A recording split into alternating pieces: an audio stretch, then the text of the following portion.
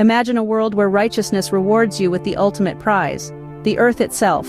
Is this a mere fantasy, or could it be reality?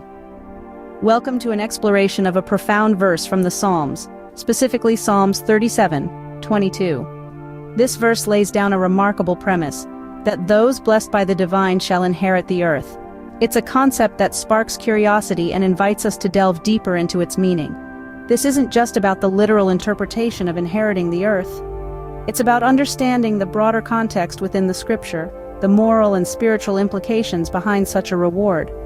It's a promise that seems to imply a profound connection between our actions, our moral compass, and the very world we inhabit. So let's embark on this journey together, exploring the depth and breadth of this verse. In this video, we'll delve into the depth of this verse, breaking it down to understand what it truly means to inherit the earth.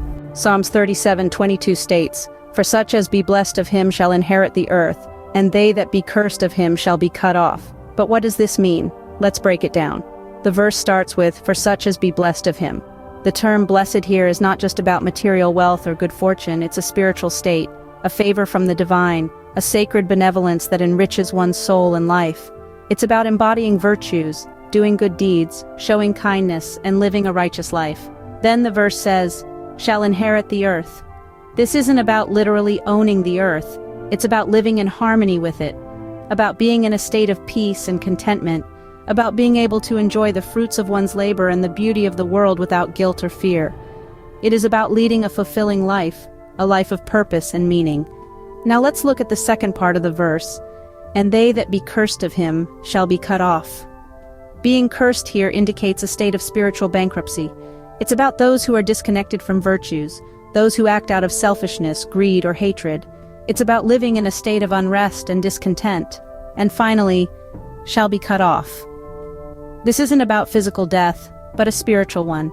It's about being detached from the divine grace, about not being able to experience the peace, joy, and fulfillment that come with being in tune with the divine. In essence, this verse draws a vivid contrast between two kinds of people, those who live in harmony with divine principles, and those who don't.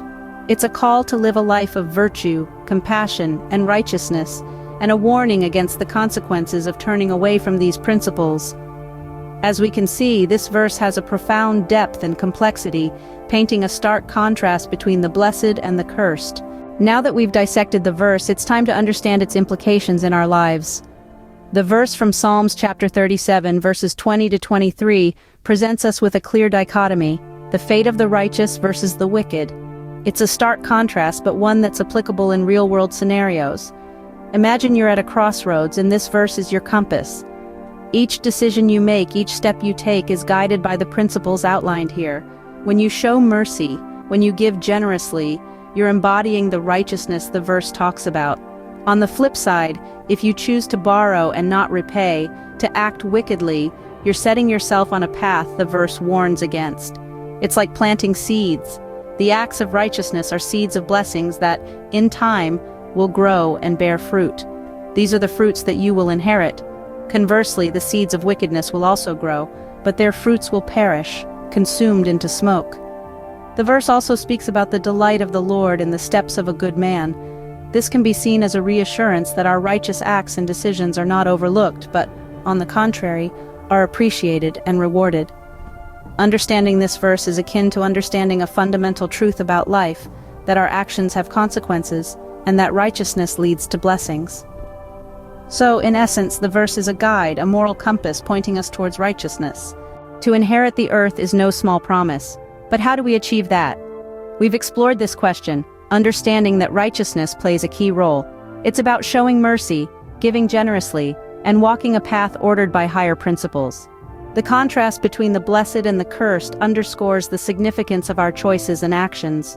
In the grand scheme of things, inheriting the earth isn't about owning land or wealth. It's about living a life of righteousness, and in doing so, we create a better world for all.